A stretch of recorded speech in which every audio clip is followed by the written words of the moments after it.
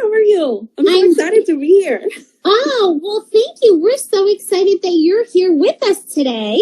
Thank you for your time. We're excited to hear your story today. Cool. I'm a little nervous, so I'm sorry, but... Don't be nervous. This is going to go by so fast. Really? And, okay. Yeah, it's your story. And we are here to, just have a quick conversation and learn about you. And, it's going to be fine. So don't be nervous. It's going to be a lot of fun. Easy. All right. So, and it's early where you're at, right? Yes, it's going to be 9 o'clock right now. Yeah. Okay. So let's kick it off. Tell us a little bit about yourself. I always think that this is the hardest question because, you don't know what people want, but I'm going to do it. So, hi, everyone. My name is Zapata, and I was born and raised in San Juan, Puerto Rico, specifically in Rio Piedras. And for me, I feel like my journey through sports started when I decided that this is something that I wanted to do. So I started school at Ohio University. The first time I moved away from my parents, or from my mom, I should say, it was a cultural shock. I have to say that I became aware of my identity and where my place in the world was really going to be. So I went through a really hard time there. I have to be honest. And my mom decided that was it. I was not going to be there anymore. And I was like, my mom's going to send me back home. So embarrassing. This is the worst. And she's like, no, you're going to go to the University of Tampa. And I was like, who do I know there? I don't know if I'm going to like this. But obviously she's a mom and she made the best decision. So I was there for 3 years, finished my bachelor's in sport management. And I had the opportunity to work with teams in Puerto Rico, teams in the States, leagues, everything and anything you can think of. And then I was like, I feel like I have to do a little bit more schooling because I don't know if I want to go the law route or if I want to go really into getting an MBA. So I found the perfect hybrid in Arizona State where I did my master's in sport law and business. But right now, I am the community engagement manager at SABR, which is the Society for American Baseball Research. And that is a nonprofit that researches and publishes work around the sport of baseball. But I feel like my most important titles are being the daughter of a single mom, being a sister, being a girlfriend, being a dog mommy who the dog is probably running around and you'll see him, being a friend. And that's what really matters to me. That's wonderful. So tell us, when did your love for baseball start? Yes. So I feel, and I always blame my grandfather for this, because he was the one that took me to every sporting event you can imagine.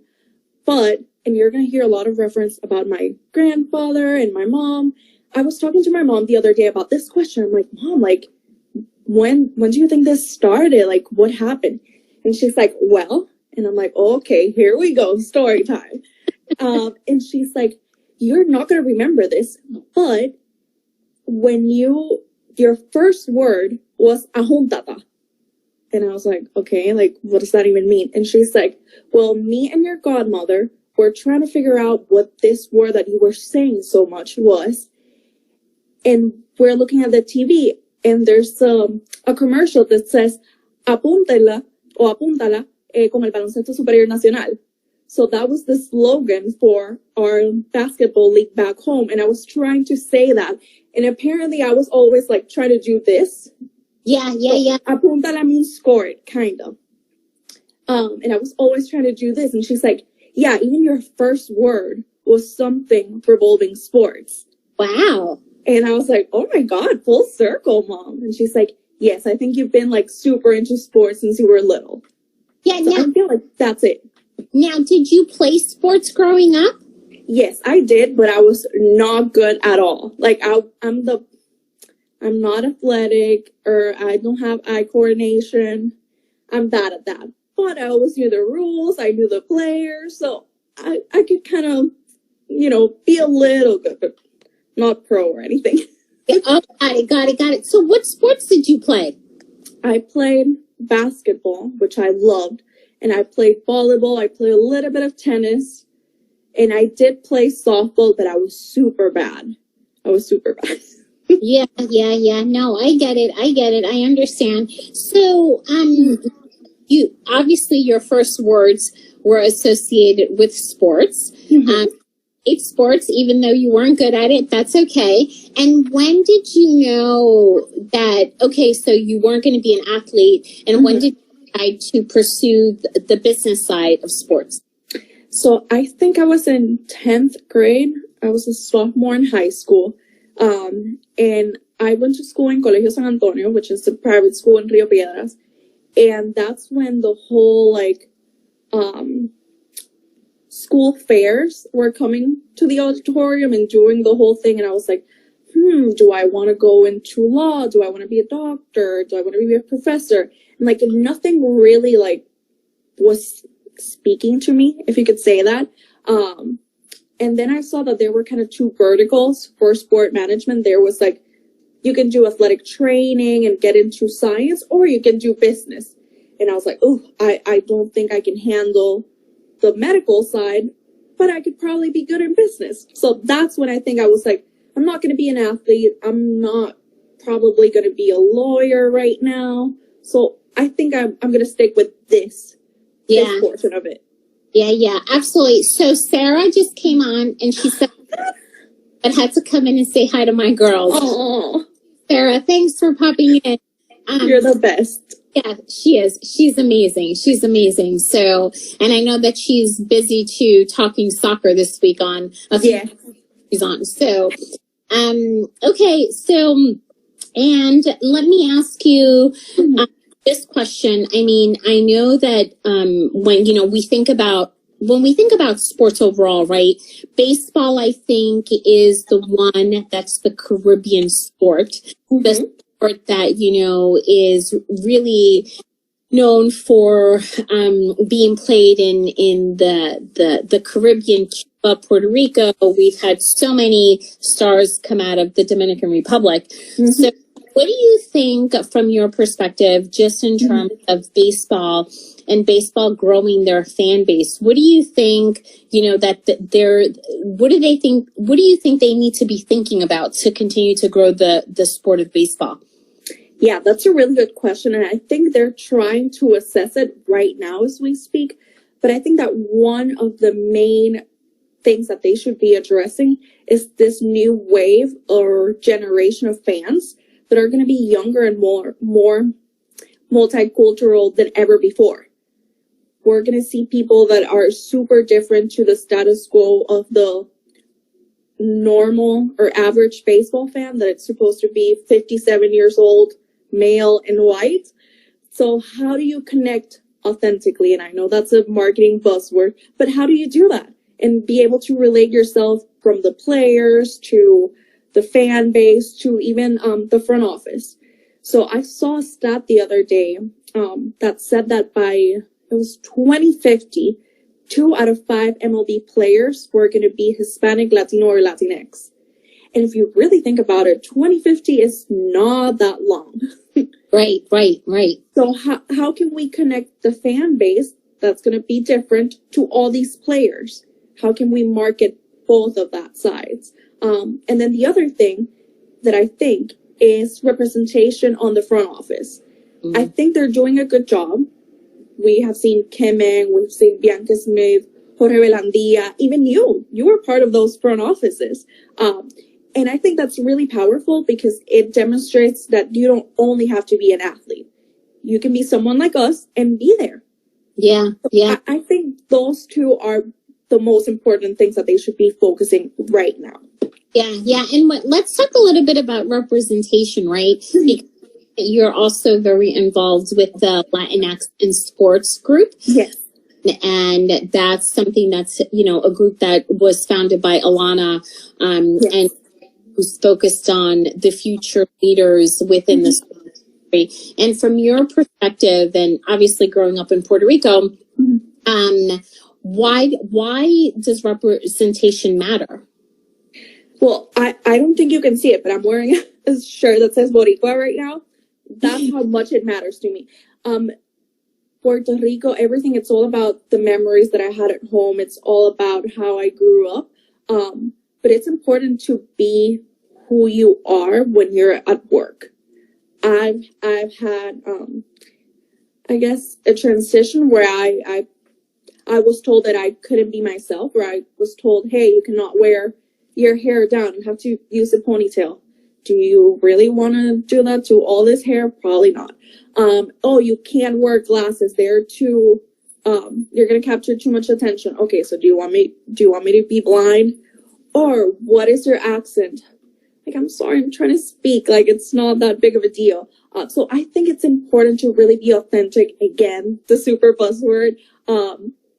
So that's why representation is so important to me. And I love the work that people like Alana are doing, because it's so important, because there's so many others of us. And her platform is all about, you know, encouraging all those stories and really putting them out there so people can see us. Yeah, no, absolutely. And I think that that is something that I wish, you know, when I think back to when I started in sports, I wish that there was a group like the one that Alana has formed for up and comers, because it's really important for us to see ourselves, right? And see people who look and, you know, who speak like us and, you know, who are from Puerto Rico and who have, you know, when I think of Puerto Rico and I think about, you know, just, you know, there's just so much there. There's so many people there, you know, who should have the same opportunity as those that live in the U.S., you know? For sure. So how long have you been on the West Coast? Okay, so if we count my year and a half that I was here doing my master's, it's been almost 2 years. Yeah. And I'm still adjusting, but I love it. My hair loves it. My skin, not that much, because I have to put lotion and chapstick all the time. But I do really like it here. Oh, well, that's good. That's good. Now, how often do you get back to Puerto Rico? So I was just there last month. I was visiting my grandparents. And my mom is actually going to move back because after the hurricane, she moved to Florida, but she's moving back again. So I think I'm more excited than her. So I'm like, yes, Mom, we're going to have our house again and all that stuff. So I'm excited because I feel like now, even though the flight's super long, because I have to take like 2 flights, it's going to be feeling like home again. Yeah, no. Oh, that's wonderful to hear that she's moving back post the hurricane. Thank you. Yeah, so many people were affected. I mean, my family was affected, and I know that there was a lot of other families that were affected by the hurricane. So, and I know that they're doing everything in their power to fix the lighting system there. Yes. Have insider information on that, which I won't go into, but yeah, that's a whole nother conversation. Right. Not to be distracted by the electricity problems in Puerto Rico. But anyway, when you think about, so you got your master's in business law, sports management. Congratulations. That's it. So where do you see yourself? Like, what is it that you ultimately want to do?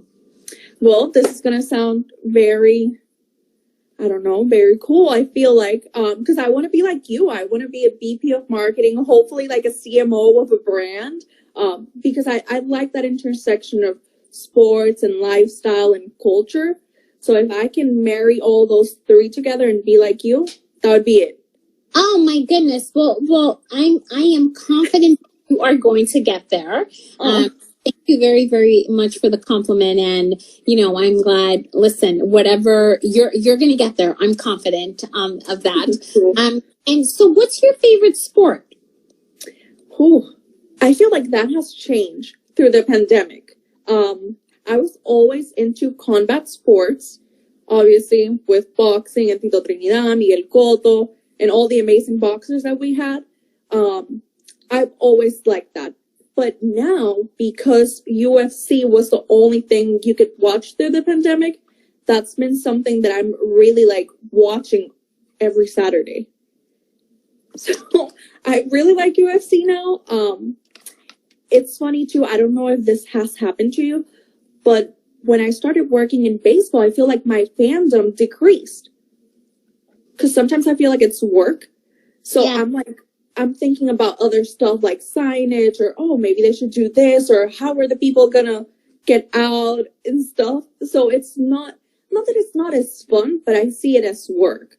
So Yeah. even Formula One with their whole show on Netflix, something that I'm also getting into. So those are the two now that I'm like really, really big into following. That's great. Well, what I can tell you is that I learned very early on in my career is that you should never work in a sport that you're a fan of. I did an internship. So I'm a huge, huge, huge tennis fan. I did an internship with a tennis organization, and I was like, nope, I prefer to be a tennis fan than to work in tennis. So Really? yeah. And despite, it's interesting. I'm a huge NBA fan, and I've spent a large part of my career, working with either an NBA team or the league office. But it's interesting because going to a sporting event, to your point, I'm obsessed with the other things that have nothing to do with what's going on the court or the field. Oh my God, yes, I totally feel that. So, okay, I will not work in Formula One or UFC now. That's it. You can't, Chanel. You can't. It'll be ruins for you. And have you been to the US Open? Oh, that's my favorite sporting event here. Oh, yes, absolutely. Yes. That's one that I really want to get to, because I've been to the French Open and I've been to the Wimbledon. Obviously, I would love to go to Australia, but US Open is like bucket list. I have to go. Oh, it's an incredible experience. They do a wonderful, wonderful job. So, yeah. So, Chanel, based on your career, I mean, everything that you've done, what would be the 3 career insights that you would offer our audience today? Yes. So the first one, I think, would be to be a lifelong learner. The other day, I was listening to this podcast that said that 40% of the skills that you're using now, you will not use in the next 2 years. So be constantly learning, even if that's webinar, podcast, certifications, or however you learn, because, there's different methods for everyone. So be a lifelong learner. The second one, it's like a 2-for-1. Don't forget where you came from and also where you're going. Be humble, be grounded, and represent that proudly. But also don't get lost in your future goals. And then the third one, I feel like I always say that, and it's super gorsy, super cheesy, but nobody's you, and that's your power. Like, there's not another Elisa, there's not another Chanel. So that's your shining star. That's you. That's your power. That's a great one. Because I think that sometimes we forget that our individuality and who we are is what makes us so special, right? Yes, I agree. Yeah. That's a great one. So what resources are you tuning into? Like you said, you mentioned you were listening to a podcast, but what resources are you diving into to continue learning? Yes, so I'm a huge fan of Twitter. I feel like you can learn a lot on Twitter, even from networking in groups like Latinx in Sports, Young Professional in Sports too. It's another one that I go into a lot. There's a lot of newsletters. I try to start my day by reading newsletters from front office sports to sport techie to, there's one, I'm probably going to butcher the pronunciation, Axios, I think it is. That one is really good. What else? Hashtag sports. Always try to listen to different podcasts. I'm like trying to find a good one in Spanish. So for that one, I've been in the Clubhouse. There's a group, I think it's called Latinx in Sports too, or something like that. And they put really good panels on. Oh, wow. It's really cool to just like be working and just tuning in. There's certification programs. I just finished one, and it was DE&I certificate program. It was like 14 hours. So be on the lookout. There's a lot of resources out there, and I know it can get overwhelming. But if you pick like, okay, this year I have a goal that I want to take 2 certification programs. try to do it in 6 months one and 6 months the other, and you'll be fine. Yeah. That's good advice. Advice. Well, Chanel, thank you so much for your time today. This has been incredible. It's been great learning about you and, your story. So thank you for sharing. Best of luck to you. And I am sure that we're going to read about you being Vice President of Marketing for a sports team. So congratulations on all your success to date. Thank you for your time. Thank you, everyone, for watching. And we'll see everyone here next week for our next lunchtime conversation. Thank you so much, Elisa. Bye.